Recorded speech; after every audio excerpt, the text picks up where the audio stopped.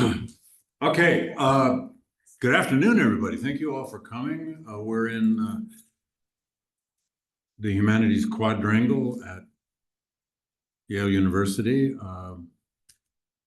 And this is a special event celebrating the new book by Ray Arsenault, my old friend, and the great John Lewis. Let me say a word or two about this series that this book appears in. But first of all, I do want to say our hopes and prayers for everyone in Central Florida, especially the Gulf Coast. Ray lives in Tampa, and his wife is there now alone, and he can't fly home tomorrow. So we're trying to help Ray figure out what to do. And this is a category 4 now, or 5. 5. Yeah. Huh. Yeah. Huh. It's Anyway, so let's hope and pray that somehow it misses your house, Ray. And we can distract you here for an hour. Yeah, absolutely. Hang in there. I also want to recognize this is obviously October 7th. The events of 1 year ago today in southern Israel shocked the world. How about we have a brief moment of silence for all the victims and the hostages from October 7th and all the victims of all the wars that have followed. If we might just have a moment of silence, of memory and commemoration.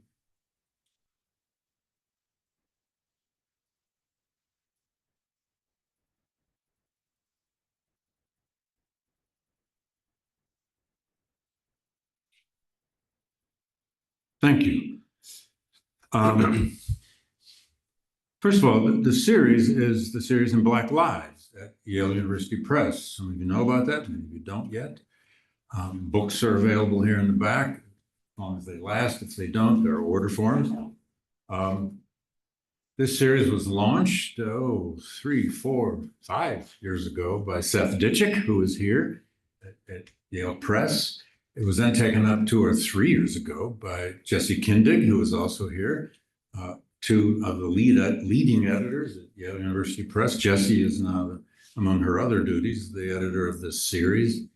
This, whatever we're called, this series editors are Skip Gates, Jackie Goldsby here at Yale, my colleague, and me.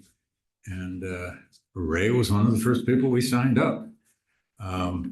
He was already writing this biography of Lewis, and I have to say, it was so good and so rich. They abandoned the rules that these books are only supposed to be 200 to 250 pages because Ray had already written far more than that. And it was just impossible to do that kind of violence to a manuscript that we surely wanted. Ray is an old friend. I don't even remember where we first met. We've been at all kinds of conferences, book festivals, and so on and so forth. We have tended to have books come out in the same year, which always makes book festivals interesting. What time's your talk? Oh, same time as mine. Ray went to Princeton as an undergrad and to Brandeis for MA and a PhD. He there made a lifetime friendship, as I would later, with the late Jim Horton. I think we may have even first met through Jim. Sure. Yeah. No longer with us, but a great historian. Ray has written many, many books. One of the most important is the book called Freedom Rides, which won prizes, was also converted into a 2-hour television documentary on which Ray was the lead advisor. In fact, did a great deal of work on that film and for that book by assembling a major conference of the surviving Freedom Riders back in, whenever that was, 05, 04, somewhere in there. Way over 100 of them, I think, were there. His favorite old essay of mine may seem weird, but it's in an you know where I'm going. It's in an encyclopedia of Southern history, which I had a little piece in too. But his piece is called No More Long Hot Summers. It's a history of the air conditioner in the South. And that is turns out, damned important historical subject, in case you didn't know. Nobody lives in the South now without air conditioning. Well, no, there's probably a lot of poor people who still live without air conditioning. He's co-edited a book with Jack Davis, An Environmental History of Florida. He did an edited book on the 200 years at the anniversary of the Bill of Rights. But then he became one of the greatest practitioners we have, frankly, of this art of biography. And this is his third, by my count. He wrote a biography of Marian Anderson, the famous, important opera singer, among other things, called The Sound of Freedom. And then that was in 2009, 2018, he published his amazing, huge biography of Arthur Ashe, great tennis star and civil rights activist. Ray has always been a historian of civil rights and one of the best we have. And I don't know exactly, he's going to tell us exactly when he decided and how to start writing a biography of John Lewis, who I think Ray knew during at least the last 20 years of John's life. And this has just come out this year. John Lewis, In Search of the Beloved Community. Let me say too quickly that we'll come back to some of this. I had an enormous privilege, as I know Ray had, of finally getting to know John Lewis through what were known as the Civil Rights Pilgrimages, or some call them the John Lewis Pilgrimages. They began, I think, back in 1998. 91. Oh, God. Yeah, called Faith in Politics. Yeah, there's an organization in Washington, D.C. called Faith in Politics, run by a mainstream Methodist minister and his group. But John Lewis became their reason to be. And what John did is, over the years, he would manage, through his enormous charisma and influence, he would pull together at least a few Republicans, to be honest. 3 this year. Oh, wow. That's 18. One more than one of the years I was on it. Out of 18. Yeah. And always there was a large delegation of members of Congress who would give up 3 days of their lives and lots of their staff, like their chiefs of staff, their chief of this, chief of that, sometimes as much as 200, even 300 people would be on one of these pilgrimages. Once in a while, they'd invite a historian or two to, yak after dinner, and we would ride buses. Please have a seat. Don't worry, you're not on camera. I got to go to 3 of them. I don't remember. The first one may have been in 2013 or 14, and I went to one in, I think it was 16 after the Charleston massacre. That was in Charleston, and the third time.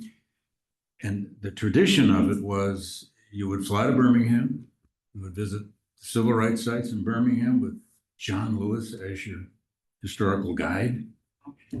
And then we boarded buses to Montgomery and then all the way to Selma. And as long as I live, I'll never forget, I was on there were, 7 buses or something, but John Lewis happened to be the guide on my bus as we're riding from Selma to Montgomery. I mean, it doesn't get any better than that. And he loved doing this. He did it year after year after year.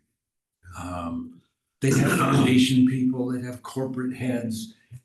I even got to walk across the Pettus Bridge with Kevin McCarthy. Oh. What a thrill. As he was holding his 2 daughters' hands and singing "We Shall Overcome." And I used that experience once in an op-ed about Kevin McCarthy. But anyway, that's all right. But this was the kind of thing, and you knew this long before I did, that John Lewis became so visible for, and yet never wanted any credit for anything. I wanted to say one other thing, and then I'm going to turn it over to Ray just for 5 minutes or so to tell us the origin of how he decided to write this biography. Then I'm going to interrogate him a little bit. Ray is a practitioner of the art of biography, if you don't mind me calling it that, or craft of biography, in, I think, a great tradition. And in this case, and I'm sure certainly in the case of Arthur Ashe and Marian Anderson too, about a subject I think you greatly admire. And yet, you don't make that admiration necessarily the center of the story. Yeah. You keep the subject clearly in mind. And I mean that as a compliment, because let's be a little honest here. Sometimes in academia today, we like to talk about ourselves doing our work. Here are my feelings about my subject as I'm writing about my subject. Or here are my feelings about my writing about my subject. I'm sorry, the subject is still the subject, we hope. And Ray does that. At times, you will see in this book that he can also be critical of the human being called John Lewis, even though everybody wants to call John a saint. Everybody calls him an icon. He didn't like that, turns out. A whole lot of people would love to be called an icon, wouldn't they? John Lewis said, please stop calling me an icon. But then he couldn't stop them. At any rate, we are very lucky here and in our live streaming and our videotaping audience to have one of the great biographies practicing today in Ray. So with that, Ray, how did you decide to do this? Why? Well, Or did it just have to? let me just say, can you hear me okay? He's lost his voice too. This is the first time in my life I've lost my voice. I know my wife has wished for this for many years at certain points, but I hope I'll get it back in the course of the remarks. Excuse me. Yeah, just one correction, David. This is actually my fourth biography, because my dissertation Oh, that's right. was, and this is part of the story. I was a protege of a man named Sheldon Hackney, who had his PhD here at Yale, kind of apostle of C. Van Woodward. And Sheldon had a kind of a dual life in his career, as he wrote about populism and progressivism. And I early on, I sort of followed his lead. I was his research assistant for a couple of years. And so I started writing about demagogues. My friends used to tease me that I was the world's only demagographer. So many demagogues, so little time. And my first book was a study of an Arkansas demagogue named Jeff Davis, not the original Jefferson Davis, although my Jeff Davis often wore a Confederate uniform just to confuse the matter. He was kind of the original inspiration for Huey Long, who saw him when he was young. And I titled the book, one of the aphorisms or sobriquets that he used was, he was the wild ass of the Ozarks. Okay, and that was the title of my book. Somehow I thought that might sell books. I don't think it ever did. But I'm sorry, I left that out. I didn't know. No. He was also known as the Karl Marx of the hillbillies, the Tribune of haybinders. There were endless. Forget John Lewis. Let's talk about Jeff. Yeah, he was a kind of a folk hero, and so I had planned on doing a larger book about all of the demagogues, and I did write some essays about it. But at some point, I got tired of writing about what you might call the bad guys, these racist folk heroes, and I wanted to go to the other side of Sheldon's career, which was civil rights work. He was from Birmingham and married into kind of civil rights royalty. His wife was Lucy Durr, and her father was Clifford Durr, who was Rosa Parks's attorney. And also, she worked for them. They were good friends. And his wife, Virginia Durr, was a friend of Eleanor Roosevelt and led the movement against the poll tax. They're kind of famous. I don't know what they're kind of well-to-do radicals. There's not too many of them in the South, but the Durrs are famous. And I became Sheldon's research assistant at 19, and it changed my life completely. I was introduced to a world of black and white activists. I mean, Sheldon knew everybody in the movement and introduced me to them. And I think I was scarcely aware of many of these people before I went to work for Sheldon. So I'm eternally grateful to him for that. But it was really the civil rights material that fascinated me, and I always wanted to turn to it. And so I did in the 1990s. And I've done really 5 books on civil rights.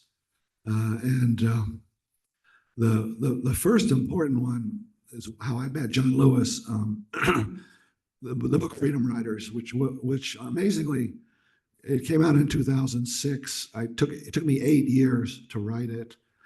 You know, like a lot of historians, I think at the beginning, I knew about the original Freedom Ride in 1961. There were 13. And John was part of it. Yeah, 7 blacks and 6 whites, and John was one of them. He represented the Nashville movement on that. But of course, the original Freedom Ride failed. They were attacked in Anniston and Birmingham, and they never made it past Birmingham. The best they could do was to fly to New Orleans. The original idea was a 2-week trip from Washington to New Orleans, arriving on May 17th, the 1961, the 7th anniversary of the Brown decision. And it very well could have ended there. But a group of very brave activists from Nashville who were kind of apostles of Jim Lawson. Many of you have heard of Jim Lawson. He's more famous within the movement than outside. He just died at age 95.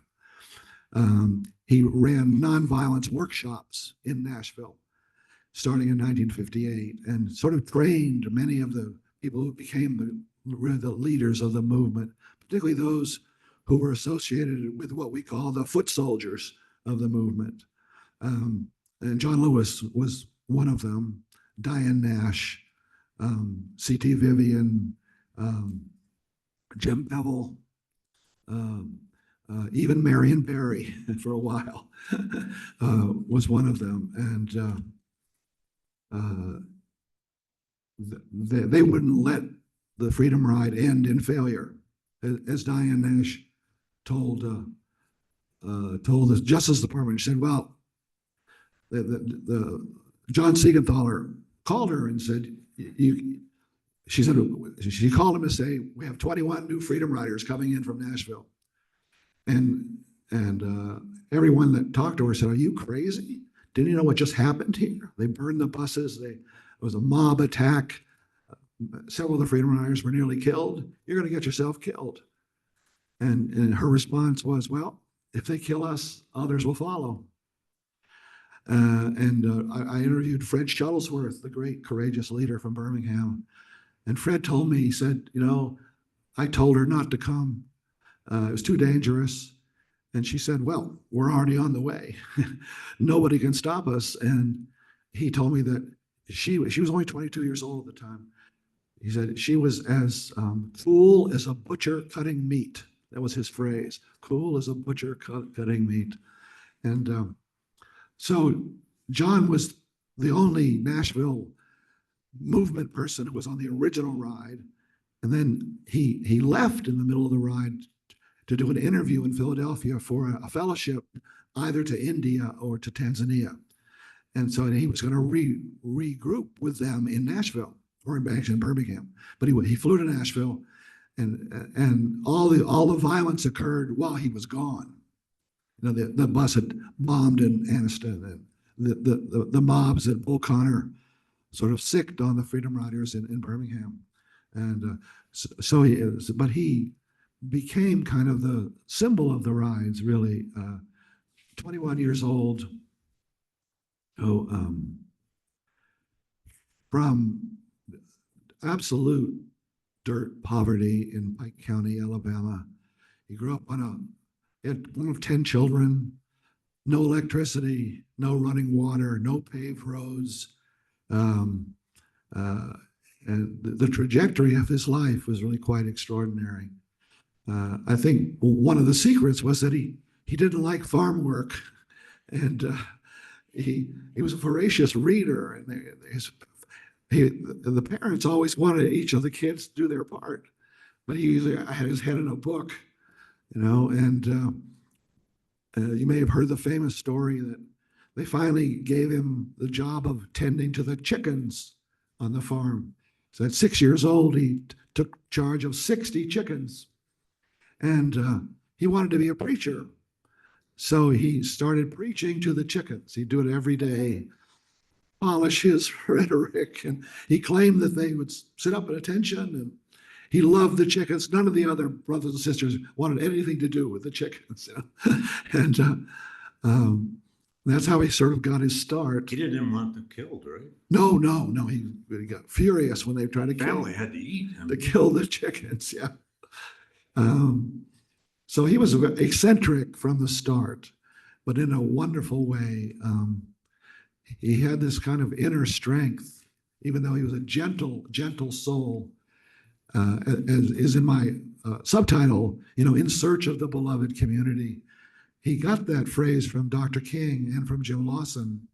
It goes back to the World War I period. Josiah Royce, the great Christian philosopher, came up with it and became valuable to a lot of activists, including Gandhi, Bayard Rustin, and many others.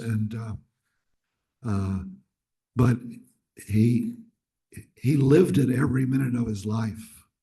You know, I mean, for him, nonviolent direct action was not a strategy or a tactic. It was a way of life. And the thing he would often say, Dr. King would say this too, you can approach the beloved community if you come to a point where you can love your enemies as much as you love your friends. You can love your enemies as much as you can love your friends. And John really lived that. I witnessed it close at hand in 2011, 50th anniversary of the Freedom Rides. And we were on the Oprah show. It was the thrill of my life being on the Oprah show with John Lewis. You know, never expected it, for sure. Was your mother alive to see that? She was. Good. She was. She knew who Oprah was. I'm not sure she knew who John Lewis was. She knew who Oprah was. But anyway. I have to say that. Anyway, so I dealt with the producers at Harpo Studios before we all went on. First of all, Oprah saw the American Experience documentary by Stanley Nelson. It was based on my book, which was really quite an extraordinary job. It won 3 Emmys and a George Peabody Award. It's been seen now by more than 60 million people around the world. And Oprah saw it, and she was sort of ashamed that she didn't know anything about the Freedom Riders, even though her father's a barber in Nashville, and several of his clients were former Freedom Riders. So she should have known more. So she was embarrassed. And she called Stanley about 15 minutes after watching the DVD, crying into the phone, just sobbing, saying, I just can't believe this story. And she only had 4 shows left. And she was ending her series. She said, I got to do one of them on the Freedom Rides. And sure enough, she did. She flew 180 Freedom Riders in and their families. And we had a kind of 4-day conference around it for the 50th anniversary. But when we went on the show, the producers asked me, they said, have you got any reconciliation stories? Do you have a reformed Klansman that we can bring on to interview? And I said, because she wanted to sort of lighten it a little bit, because people nearly beaten to death for sitting in the front of the bus. It's kind of a dark story sometimes, and she wanted to give a little hope. So I said, well, as a matter of fact, we do have a reformed Klansman that you can bring on. There was a man named Elwyn Wilson, who was from Rock Hill, South Carolina. And in 1961, he was part of a group of Klansmen who greeted the bus when it came into Rock Hill. If any of you know Rock Hill, it's a very tough mill town, a lot of Klansmen, a lot of white supremacy, classic Jim Crow. And they beat up John pretty bad. That was his first really serious beating. He was ultimately beaten 45 times. He was also incarcerated 45 times. It's a miracle he survived, really. I spent a lot of time with him, and you could see the marks. And when he lost his hair, every mark with the billy clubs and the cattle prods. And of course, the most famous was on Edmund Pettus Bridge in 1965 on Bloody Sunday. But anyway, so Mr. Wilson was a pretty tough character when he was 24 years old and beat up John and 2 other freedom riders. But he went on with his life. He left the Klan, and he got religion, and he got married and had children, and I think became kind of a decent person. He always felt guilty about what he did to John Lewis. So in 2009, when John was sitting in a kind of position of honor when Barack Obama was inaugurated, you could see him big as life right behind Obama on the stage during the swearing-in ceremony. So the next day, impulsively, Mr. Wilson calls John in his office. And John was the kind of congressman, he'd actually answer his own phone some of the time. I always had his cell number. I was always stunned. So Mr. Wilson got John on the phone, and he's sobbing into the phone. He's crying. He said, oh, I know. Can you forgive me? I always felt so ashamed of what I did to you. Can you forgive me? And so they're praying together, they're crying into the phone, quite an emotional thing. And I think with most people, that would have been the end of it, but not with John Lewis. So John flew him up to Washington to have this sort of come to Jesus meeting in John's office with this Klan that, beat him very badly years before. And they do some more praying and crying in John's office, John told me, and they became friends. So 2 years later, when Oprah wanted a reconciliation story, he said, well, I've got the one for you. So we got Mr. Wilson to come on the show. And you have to get the scene here. The entire audience is, except for my family, we're freedom riders. And it's a very small studio. It's tight. I'm sitting here just off camera at this point, and here's John sitting here, and Mr. Wilson's on the other side. So I had this ringside seat of what was happening. And so Oprah asked the first question, and Mr. Wilson just froze. He couldn't utter a sound.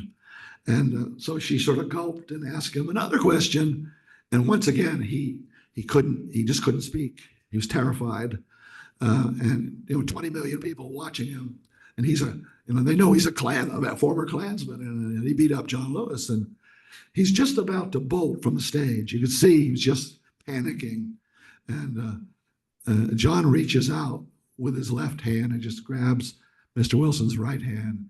And in a voice which everybody could hear in the whole studio, he said, "He's my brother. He's my brother." And somehow that gave Mr. Wilson enough courage to stay and talk. But for me, that will always be the quintessential John Lewis of the beloved community that day, when he had so much compassion and kindness, generosity, and and frankly, that was the day that I decided to write this biography.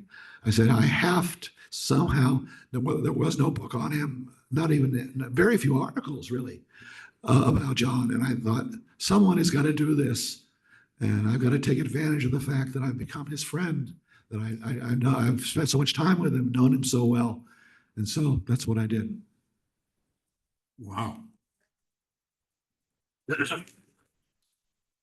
All right.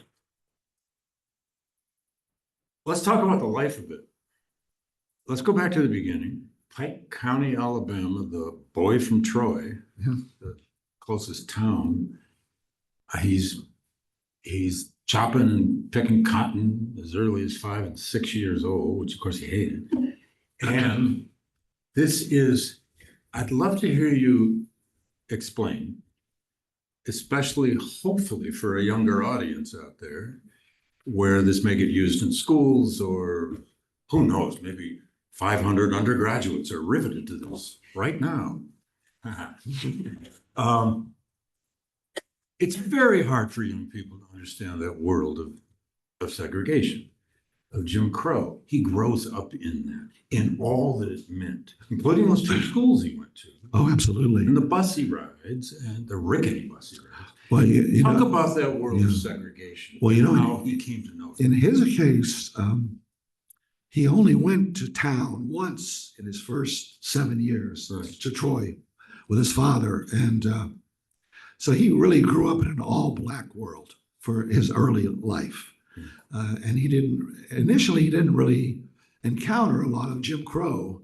When you go into Troy, of course, it's all rigidly segregated, and you have to, if a white person passes you, you have to step off the sidewalk, and But there was one store where they allowed black men to gather and yes, talk. yeah, exactly.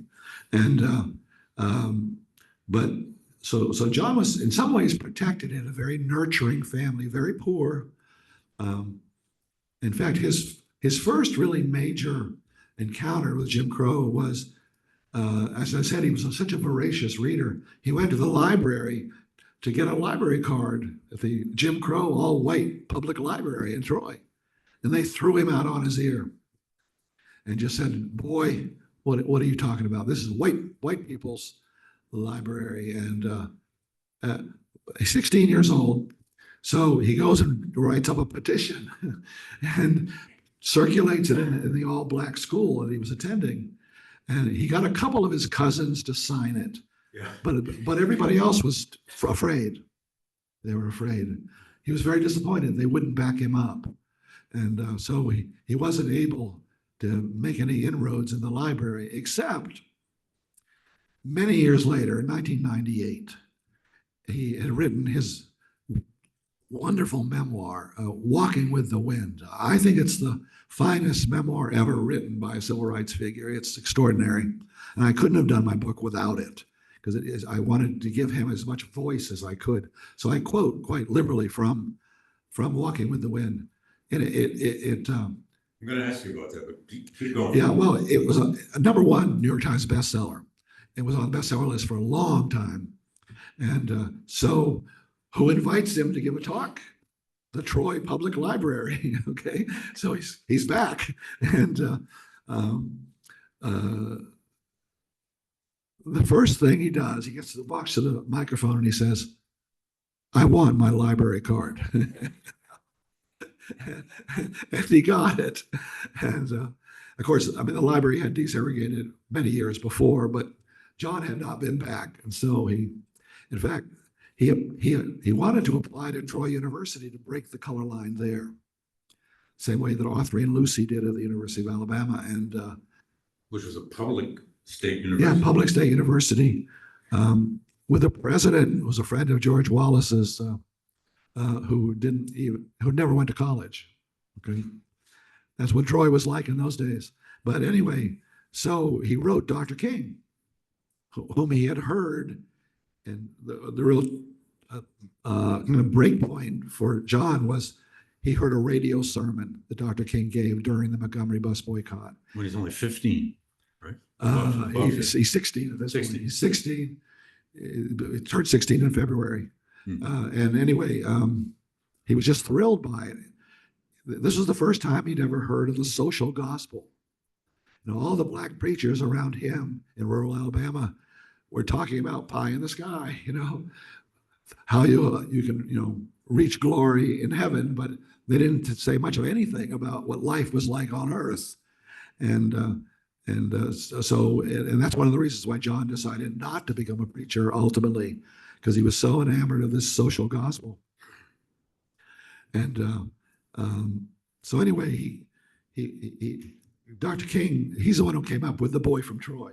When he went into Ralph Abernathy's church, and he's there with Ralph Abernathy and the lawyer Fred Gray and King. So this is the boy from Troy, because and he meets King and Abernathy when he's only 15 or 16. Yeah. And he could hardly speak, he said. That's right. At first, but he sort of got his courage up, and they said, it's going to be difficult. Your family will be put in jeopardy.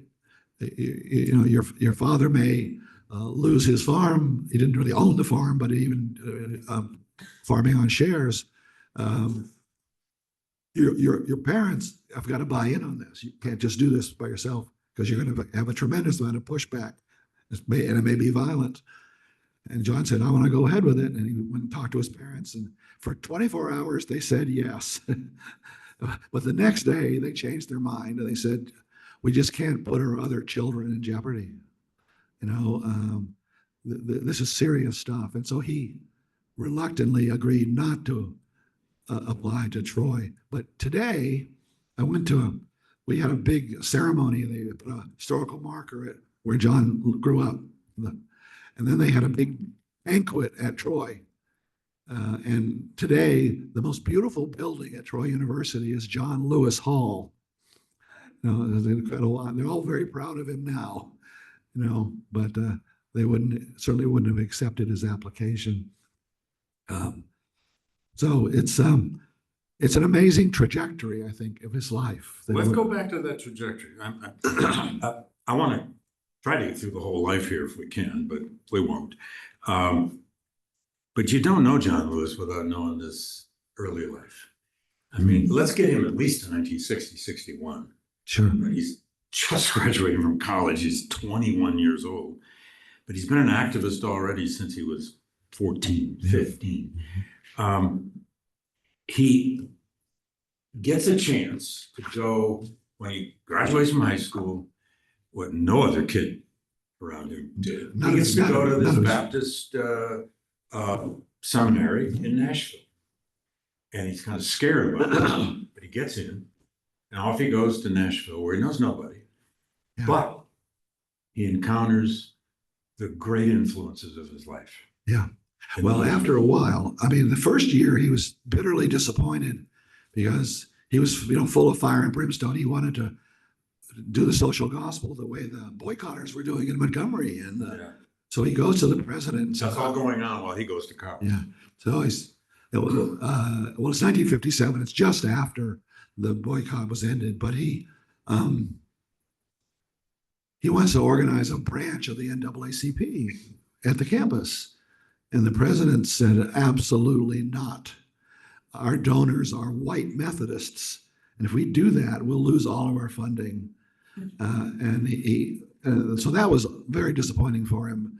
And he couldn't get anybody to talk about the social gospel. They kind of ridiculed him that year. And even Jim Bevel, who later became a civil rights leader, would always tease him and say, why don't you talk about the gospel, not this social gospel? And that's why he wanted to transfer to Troy.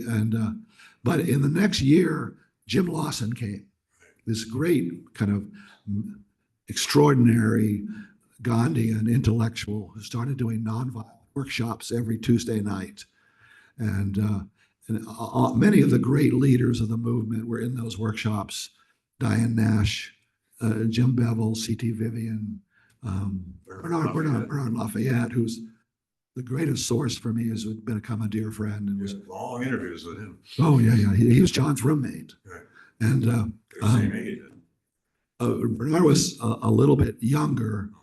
And there's a story there, because when they decided they wanted to become freedom riders, when CORE organized the Freedom Ride in 1961. And but you had to have your parents' signature if you were under 21. So Bernard wrote to his parents and just sign this form. You don't have to look at it, just sign it. And of course, they don't send it back. And finally, he calls him. Did you see that form I wanted you to sign?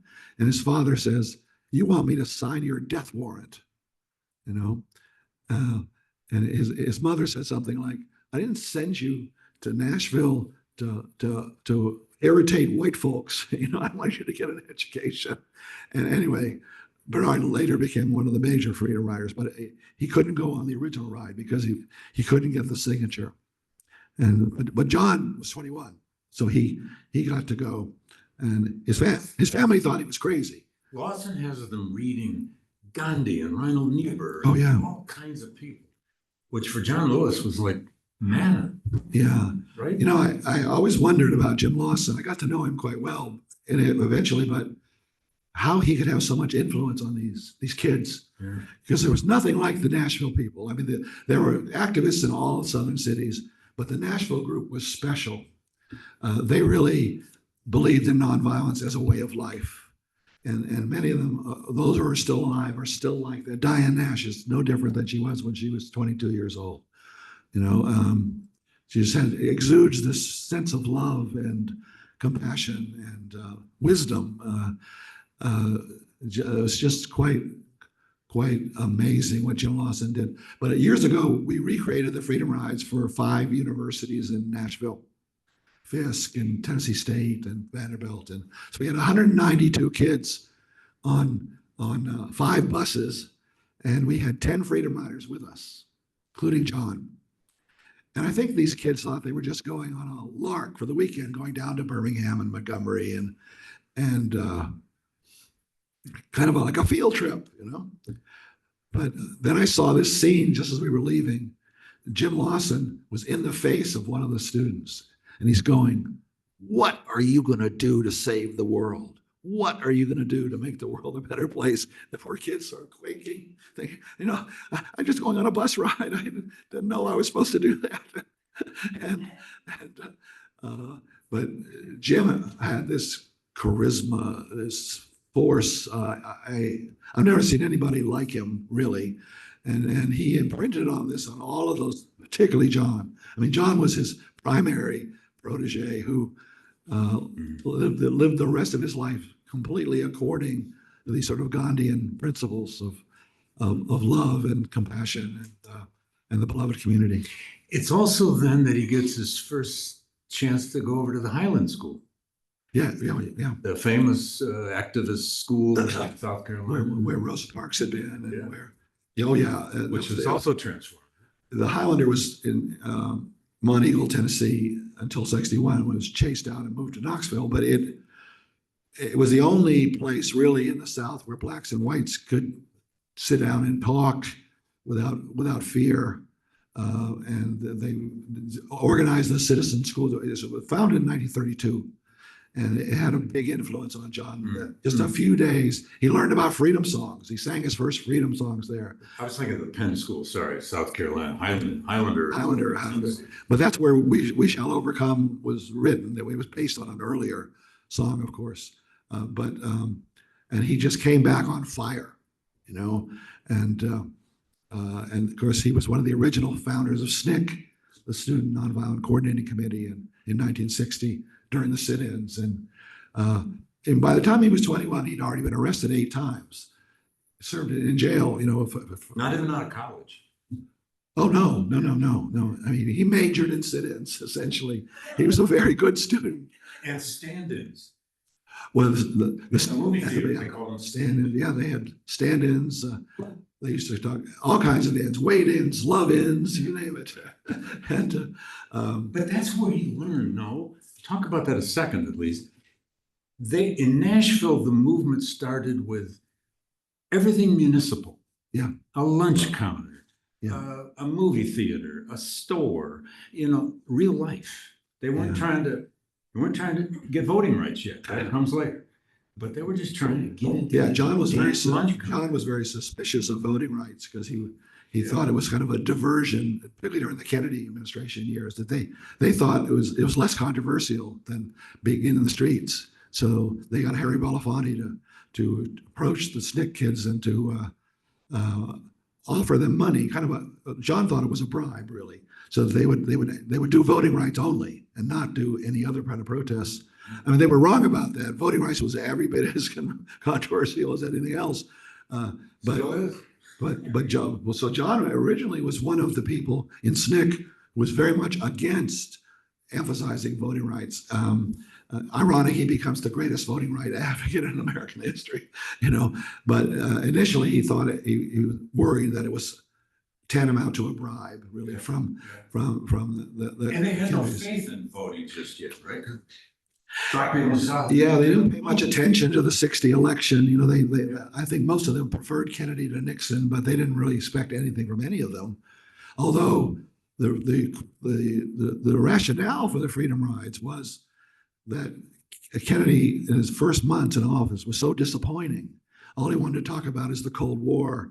And his inauguration, he talked about spreading freedom all over the world, everywhere but Alabama, Georgia, Mississippi. Go anywhere. And so the idea of the freedom rides was to get the Kennedys' attention, was to dare the Klan to stop them. And they knew this would be violent. And many of those freedom riders wrote out their last will and testament before they got on the bus. These are 19, 20-year-old kids thinking they're probably not going to return. And of course, their parents and their teachers and their ministers all said, "You are crazy. You're just going to get yourself killed for nothing. You're just going to prove that the South is not ready for this. This is not India. You're not Gandhi." And they said, "Well, you may think that, but we're determined." And ultimately, there were 436 freedom riders on 60 different rides, and every walk of life, black, white, Christian, Jewish. It just amazing. The Southern press tried to depict them as communist agents. One of them was with the Free Cuba Committee, and they said, the freedom rides were cooked up in the Kremlin, or maybe in Havana by Castro, that kind of thing. Everything was processed through the Cold War at that point. Yeah. But then when it came out that your next door neighbor could be a freedom rider. I mean, Nelson Rockefeller's son-in-law was a freedom rider. History professors in Berkeley were freedom riders, secretaries, mechanics, you name it, rabbis. And that kind of dispelled this notion that this was some sort of conspiracy. Mm. I think it was still believed for a long time in Mississippi, but that was just an incredible experience for John to be a freedom rider. And okay, so he never looked back. Let me keep pushing us through that trajectory a bit, because there's so much in John's life that now we all live through. He lived to be 80. So he gets involved in SNCC in some brief way. What is SNCC? And what happens to him in SNCC? He becomes its leader until he's not. Until he has this big breakup with Carmichael and others. But SNCC came out of the freedom. SNCC came out of sit-ins, freedom. Out of sit-ins originally. All this direct action. And it was the student nonviolent coordinating committee, right? It later became accepting of violence, and that's after John was gone. But it was started even before he was gone. He felt he was at the heart of SNCC, that everybody was with him, that they were believers in Jim Lawson and Gandhianism and interracialism. But over time, SNCC moved away from that. John never did. He tried desperately to continue to have SNCC as a nonviolent organization that believed in the beloved community. But at some point in 1966, after Selma, the center wouldn't hold anymore, and Stokely Carmichael was able to push him out. And it was a very embittering crushing, really, for him, because SNCC was his life. You know, although he was also on the board of SCLC, of Dr. King's organization, and he was the one SNCC leader who would never give up on King. When King did not become a freedom rider in 1961, they tried to get him to get on the bus and go to Mississippi with them. I mean, he raised money for them, he represented them, but his aides wouldn't let him go. He said, "You'll get killed. They'll kill you in a minute. We need you to go out and raise money for this whole movement. We need you to be a leader, not to be just one of the freedom riders." But the SNCC kids never forgave him for that, except John.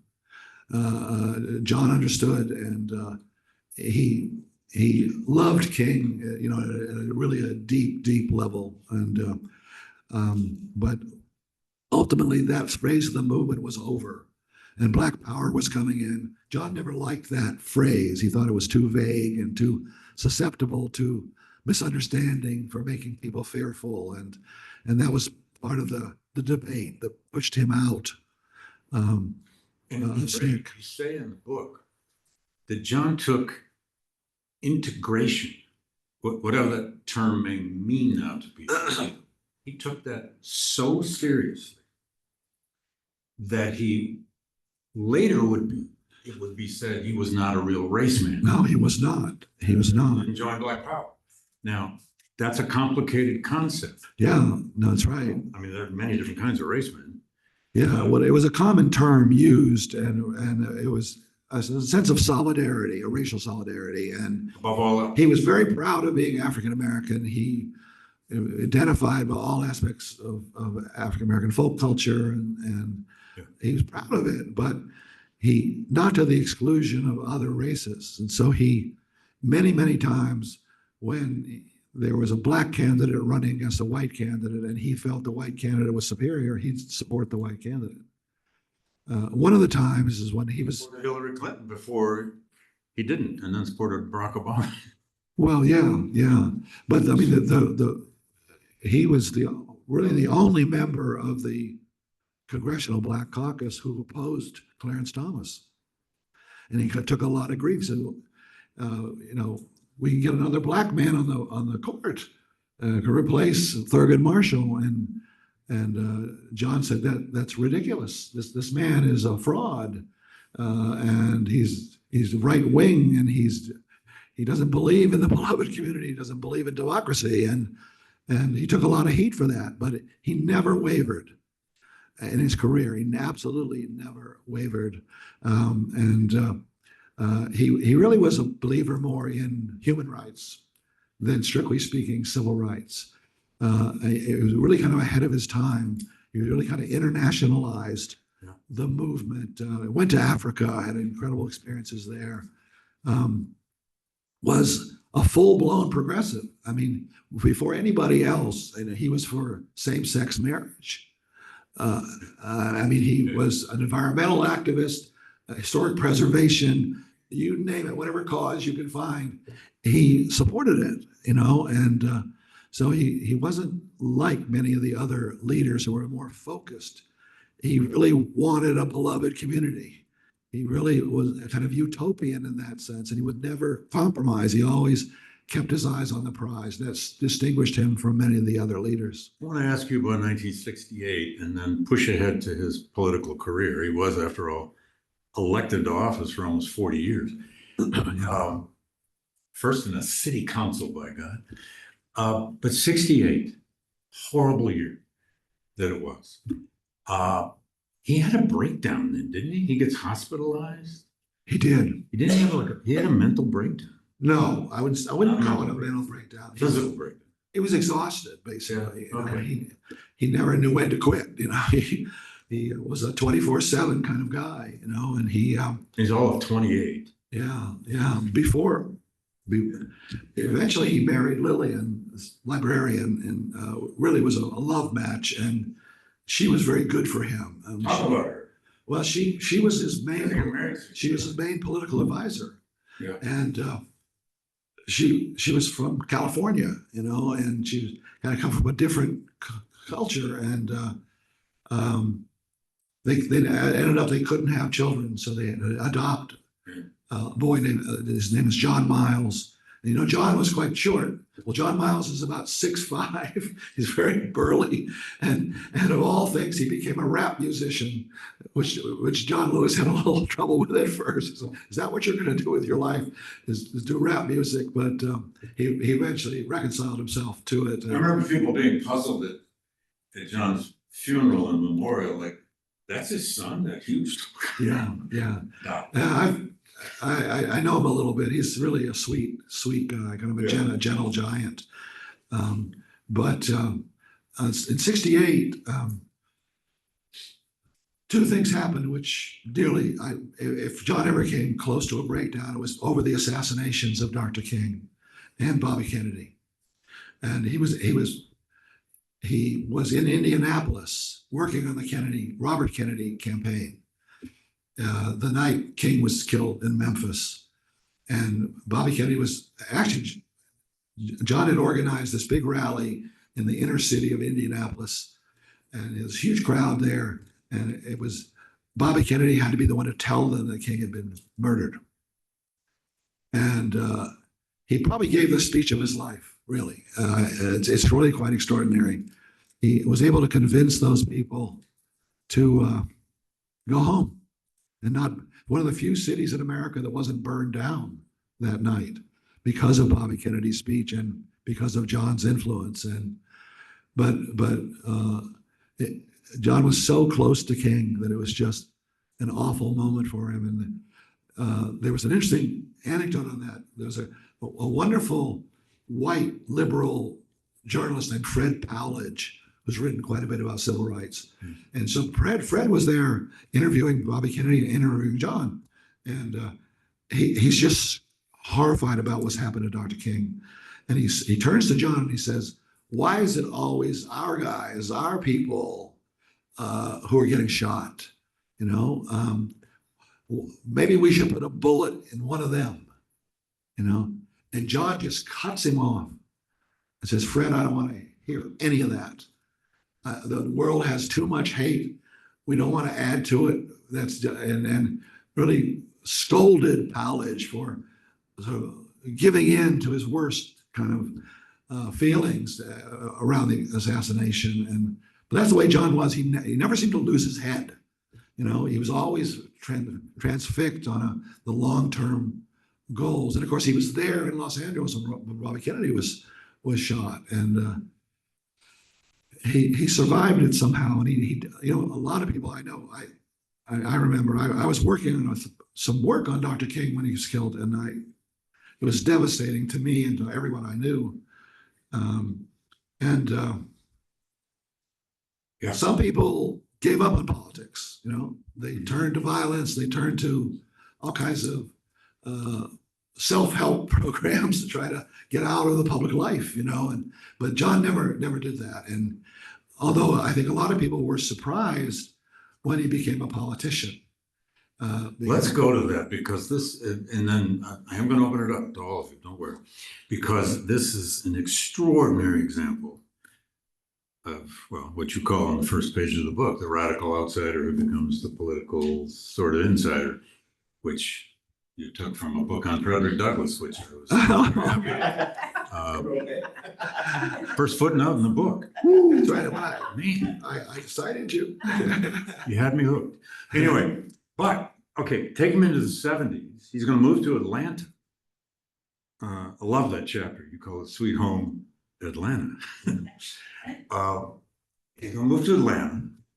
He's going to start getting involved in politics. Oh, yeah. Well, he works for the Southern Regional Council for the Voter Education Project. So He works for voting rights. And later in the Carter administration. Yes. You know, he works for Action that ran Vista and the Peace Corps, and Right. And he went all over the country to the poorest. I mean, he really went to a lot of Native American reservations and coal mines, and it was a new sort of movement work. Yeah, he was all over Hispanics, Texas, and so he had the broadest kind of training.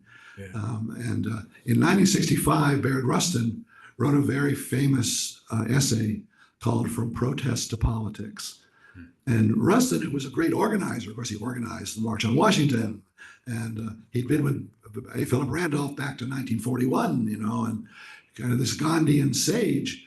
But it was Rustin who said, it's time for us to fight from the inside as well as the outside. That we've got to not only vote, but we've got to run for office. We've got to become politicians. And of course, one of the first to do that was Julian Bond, who ran for the Senate. And they got thrown out of the Georgia Senate because he was anti-war.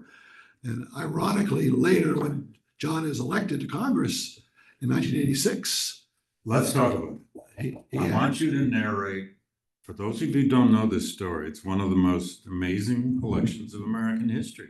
John Lewis gets elected to Congress by defeating Julian Bond. Yeah, his best friend. Very best friend. Yeah, truly. In a frankly incredible campaign. Yeah. A seat comes over. It's 86, I think it is. It's 86, and John. And that was an ugly campaign. John had been on Atlanta City Council, and he really wanted to stay. He was very good, although he ran afoul of Andy Young, who was an old ally, but Andy Young was a very good politician, and he was mayor. Mayor, and they were building the Carter Center, and they were going to put these big roads right through the black neighborhood, the oldest black neighborhood in Atlanta.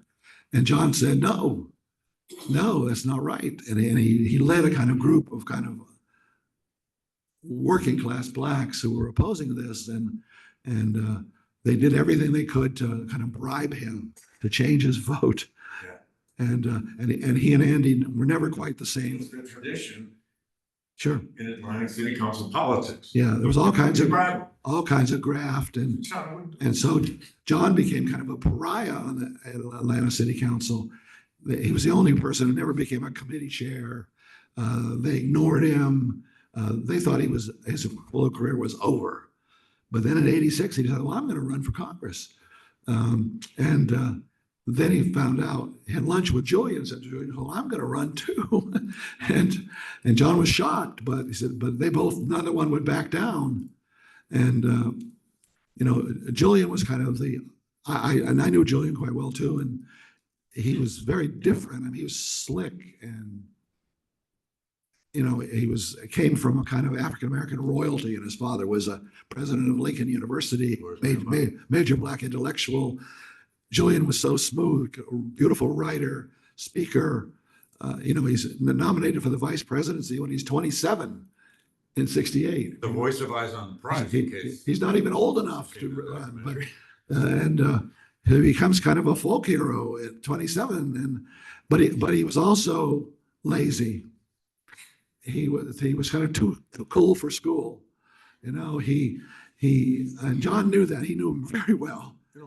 And as John said later, he said he thought of Julian as a showboat, and he was kind of. And so John said, "I'm a tugboat, not a showboat," and that's sort of what happened in this campaign. Nobody thought John had a chance. The entire establishment of civil rights movement, except for Ralph Abernathy, everybody else supported Julian because they thought he was a runaway candidate, but John just outworked him. And of course, Julian ran afoul of the fact that he and his staff were doing marijuana and probably a bit of cocaine as well. And it came out in the campaign, and he legal in those years. He wouldn't take a drug test, and so he ended up getting more than John. Julian got 80% of the black vote, but John got 90% of the white vote. Kind of ironic, and that's how he won in an incredible upset. But of course, after that, he became this incredible, celebrated hero in Atlanta, in the black community. Those of you who have been there, you've probably seen the murals on some of the buildings with John, and just he's so beloved. And he held that seat the rest of his life. Oh yeah. After a while, the Republicans wouldn't even oppose him. Oh, Newt Gingrich tried to keep running somebody. Oh yeah, absolutely. Yeah, no. Gingrich was not his friend. No, no, definitely not his friend. And but talk about him now as a pal. I mean, John Lewis, of all people, the kid from Troy and the kid from the Nashville movement and the kid from the Freedom Rides, the outsider here was really good at the daily nitty gritty of politics. He was. Whatever I think he surprised a lot of people. Street or road, gay rights, name it. Yeah, well, I think a lot of people thought he was too much of a starry-eyed idealist to do the down and dirty stuff of politics. But he almost never missed a vote. You know, he outworked everybody, and he was so likable. You know, I mean, year after year in Congress. Even the enemies. Oh yeah, even though he was considered a radical, he would be voted the most admired congressman in Congress. Even the people that some of those people would go on the faith and politics pilgrimage. He'd get these Republicans who really didn't like him to go on these pilgrimages. He even got one to convert, become a Democrat. That's true. And they bring their families and they sing. No, I was there. I did the keynote this year, and I got to talk to Jim Clyburn about John, who was a dear friend of John's, and also Steny Hoyer, who I'd never met before. Steny Hoyer was at every one of those. He's wonderful, and he said to me, "I want you to tell people that John gave everything." But asked for nothing. He gave everything, but he asked for nothing. And for Steny, that's what sort of summed up John, that he was unlike any other person I've ever known. Steny Hoyer would introduce John Lewis. We would often be in some church and whatever on these pilgrimages, and he would break down introducing him. Oh yeah, no. That's the kind of influence John Lewis had on people around him. Well, you know, I've been going all over the country. Steny Hoyer used to be majority leader, minority. Yeah. I liked him a lot. I'd never met him before, but I've been lecturing all over to large groups and small. And I was at Chautauqua, and I had 800 people show up to hear about John Lewis. And afterwards, all these people kept coming up with tears in their eyes, you know. I mean, and this has happened over and over again, that maybe it's because of the political context now, that for some people, things look, well, at least until relatively recent, look very dark, and they wish John Lewis was still alive. They'd always ask me, who's the new John Lewis? Can we find someone like John Lewis to help us in our hour of need? Just invent them. Yeah. And the only person I really could come up with was Brian Stevenson, who's not a politician, but of course, you know, he's done these incredible things with the Barber. Oh, William Barber too. But I think Brian Stevenson is probably the finest orator in the day, and he does the Equal Justice Initiative. He's on all these incredible lynching museums and Black History museums in Montgomery. And he runs this Equal Justice Initiative. He's done it now for almost 30 years, where he gets top law students who agree to come and work for less than $28,000 a year, work 18-hour days for 3 years, representing death penalty plaintiffs who Alabama has no provision for that, and that's why he went to Montgomery. And he's just an amazing person, and he's the only one I could think of who really approached John in that sense of extraordinary. Well, Ray, I do need to open this up to folk. I just want to say, you got to read this book, folks. That we have scratched the surface. The rest of John's political career, of course, traverses many presidencies. He, to say the least, did not like any of the Republican presidents of his life. The first Bush, maybe, but he's going to live all the way to Trump, all the way to the summer of 2020. Black Lives Matter, aftermath of George Floyd, and so forth. It's an incredible trajectory, not unlike Douglas, although their lives and careers are very, very different. But I kept thinking too, maybe you want to comment on this or just go to questions, but Ray holds a chair named for John Hope Franklin. It's called the John Hope Franklin Chair in Southern History at University of South Florida. And John Hope always identified himself, at least, publicly, as a historian of the American South. He says, call me whatever you want to call me, but I'm a Southern historian. That's what I do. Yeah. And you took that chair in John Hope's name and insisted on the same. Yeah. And well, we were. There's a sense in which John Lewis is. Yeah, I mean, South. The two greatest people I've known in my lifetime are John Hope Franklin and John Lewis, and Yeah. they both have the same quality. When I went to John Hope's memorial service at Duke, the last speaker was Bill Clinton, and I'd always heard about Clinton's charisma, but I'd never really witnessed it firsthand. And he followed. Vernon Jordan was before him and gave a great speech, but Clinton got up and said, he sort of captured it perfectly. He said, John Hope was the happiest angry man I've ever known. And the got happiest angry man. That John Hope was so cordial and courtly and fire in his belly. And John was the same way. He was polite to everyone, regardless of their political persuasion. But he had fire inside, he's just drove him. And it was an amazing thing to see close up. At the very end of John Hope Franklin's life, well, he only had a few years left. I was in St. Petersburg with Ray doing something, and he took me out to the John Hope Franklin's favorite greasy spoon restaurant for Skyway Jacks for breakfast.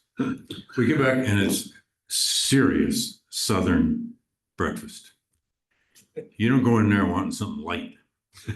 We get back in the car. He gets John Hope Franklin on his cell phone. Says, here, David, John Hope wants to talk to you. I mean, I'd met him before, but God, this is one of my heroes.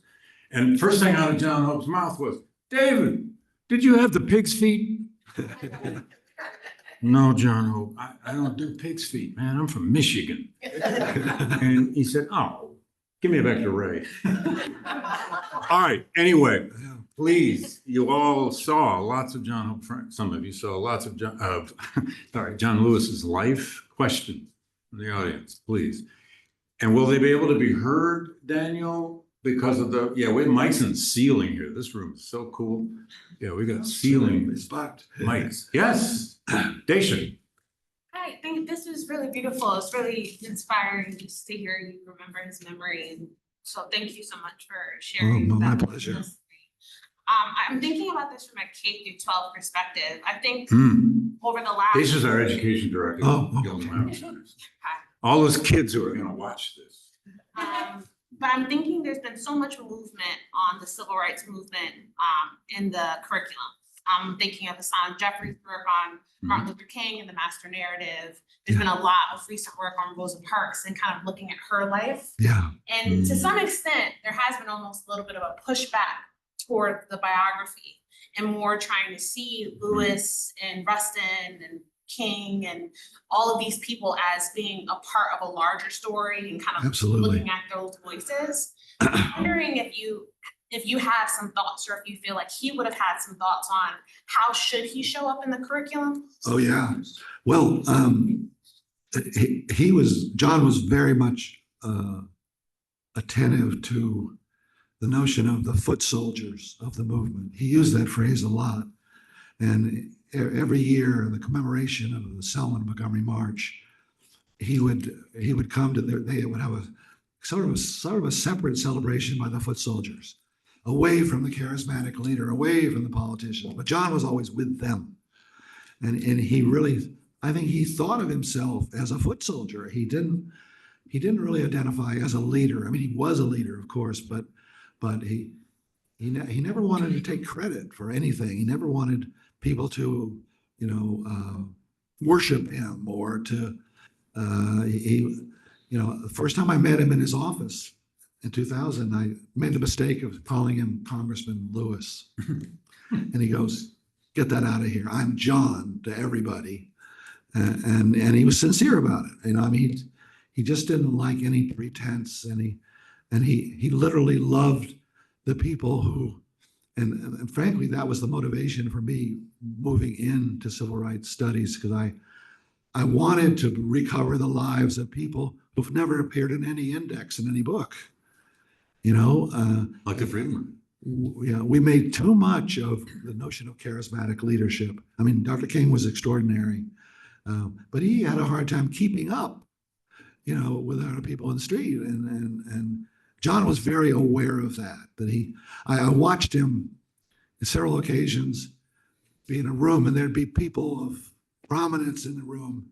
He always gravitated to the people who were, the custodians, the people serving the food, ostensibly the least impressive people for him. He was always made a point of always thanking the people basically working class people who often didn't get any appreciation from anybody else. And I think that was one of the secrets of his leadership, is that he was so genuine about it, And so I absolutely agree. That's the greatest thing that's happened to civil rights historiography, is that it's been democratized, and we've gotten away from this notion that it was simply a response to charismatic leadership, and that it was the power in people's hearts and minds that drove the movement. And that was its secret. You could kill the leaders. Of course, there was fragmentation after Dr. King's death. Of course, movement never quite recovered. But in general, it's the stories of people who somehow became a part of a movement culture. They were something more beyond themselves. And I think that's the secret of it. And John was the kind of the quintessential movement culture person, I think. Other questions, please.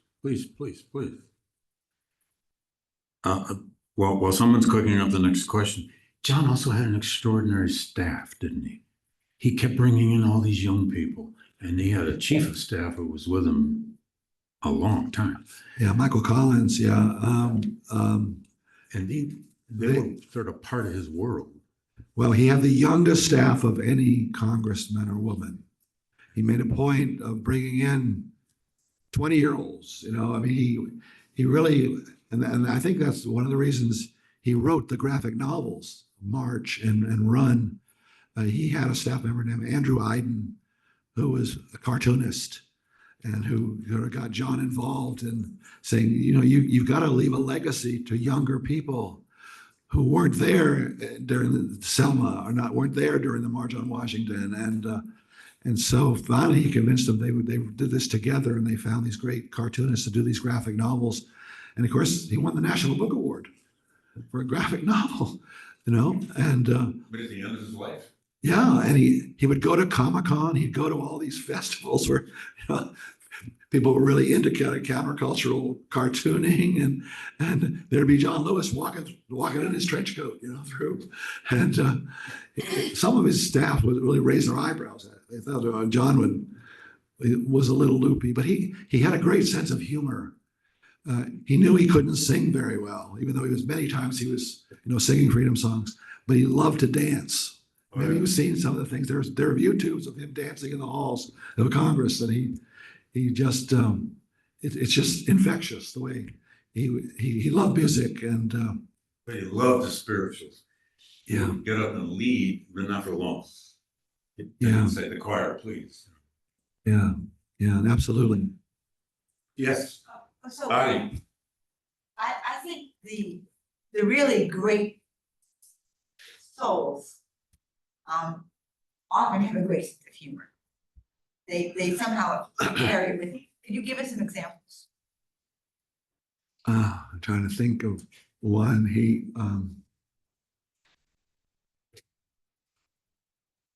I would say he wasn't really a jokester. I don't think he ever pulled pranks that I saw.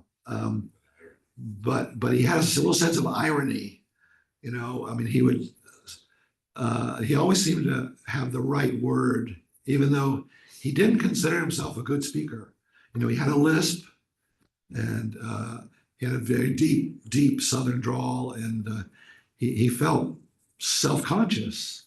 And I think it's one of the reasons why he spoke so loudly, when he did formal speaking, he would knock your ears off, really. He was so loud. But in common parlance, he was very soft-spoken, very understated, shy, really. I think in the base, he was a shy man. And he had so much, to me, had so much self-knowledge. He knew who he was and who he wasn't. And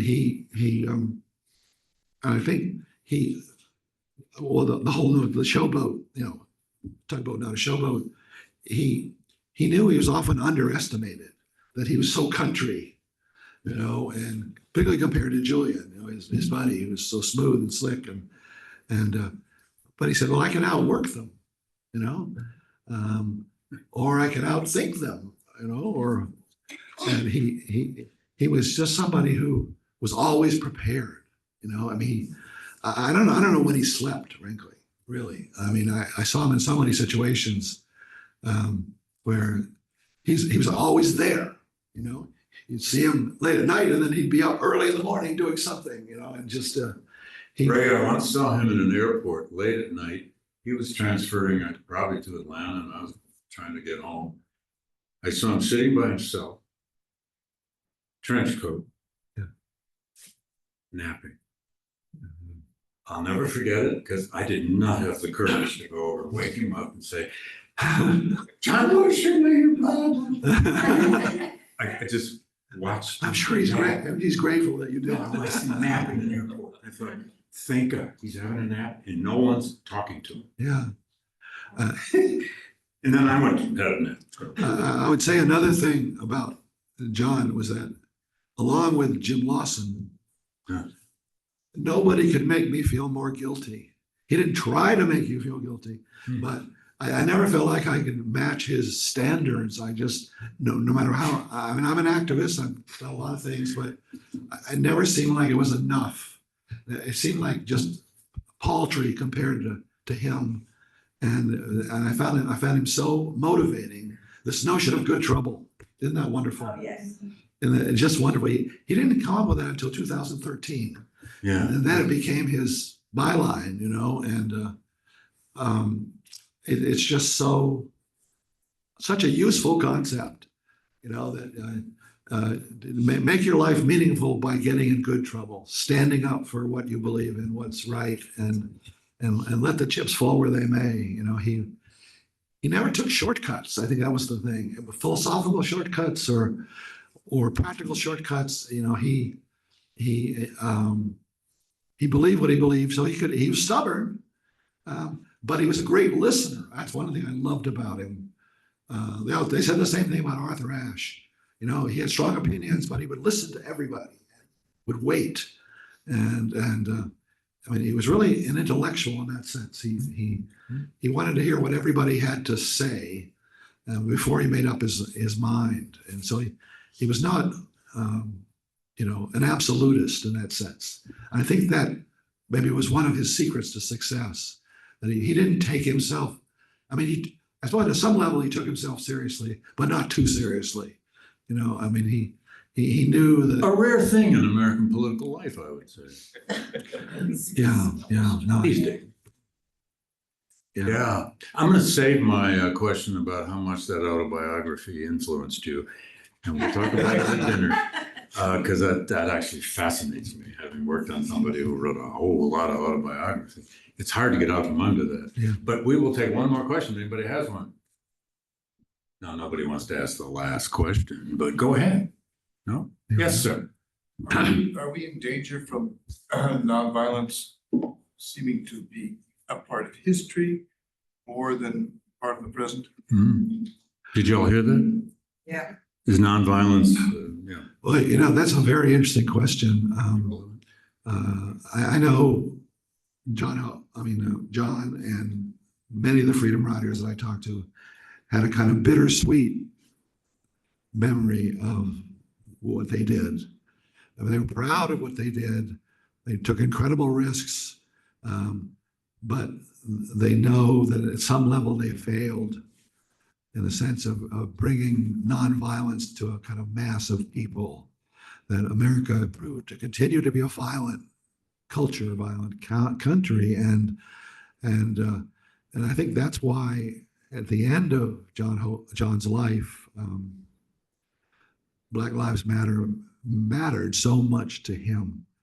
In his last editorial he wrote last week he was alive for the New York Times op-ed piece, it was about how he was so inspired that this uprising of people, millions of people really, he'd been waiting for that all his life, and so the day before he went into the hospital for the final time before he died of pancreatic cancer, he somehow dredged up enough strength to go to the Black Lives Matter Plaza north of the White House in Lafayette Square. And I have a picture of that in the book where he's got a COVID mask on and he's raising his fist and He's with the mayor, isn't he, of Washington? yes. Bowser. Bowser, yeah, exactly. Isn't it that the baton, just like the baton of the hippies was sort of dropped because they had to go get a job? Isn't it that the baton of nonviolence has sort of been dry? It's that the next generation doesn't pick it up and carry it on. Well, Black Lives Matter did, I think, and Arab Spring did for a while, kind of a direct influence. And I keep hoping that more people will become aware of nonviolence as a philosophy. But I think in the age of Trump, it's awfully difficult. And Putin. And Putin and Netanyahu and any number of. So don't respond to nonviolence. Yeah, but I can say this now because I'm retired. I think Governor DeSantis would probably have me arrested if he knew about this. But when I would teach this, at some points I would tell the students, if you really are dissatisfied with things and you really want to make a difference, you can go into the streets and you can shut the government down, nonviolently. And they'd always look at me puzzled, like, do you really want us to do that? But you've got to take risks to do good trouble, and I think there's still potential for it. I'm it's discouraging what you're suggesting, really, I think. But I think it's still alive as a philosophy. I think there's several churches where I live in St. Petersburg, which have very kind of crusading liberal ministers who really preach the beloved community. And they've had a real impact on, St. Petersburg used to be a fairly conservative place. Now it's a blue dot. It's very, very progressive. And I think it's in part because there are people who really have sort of absorbed this idea of fellowship and of tolerance and a notion that there's a better way to do things. You said St. Petersburg? Yeah. No, it's really Where he lives, where the hurricane's going. Yeah, I mean, Speaking it's what's left of it, I don't know, but it's where the Republican Party in Florida was born at one time, and now it's One more. Yes, ma'am. it's Gonna say, 70% Democratic. William Barber and the Moral Monday movement Yeah. to me He's wonderful. looked like the most inspiration Yeah. for continuing the. Who was that? nonviolence. William William Barber.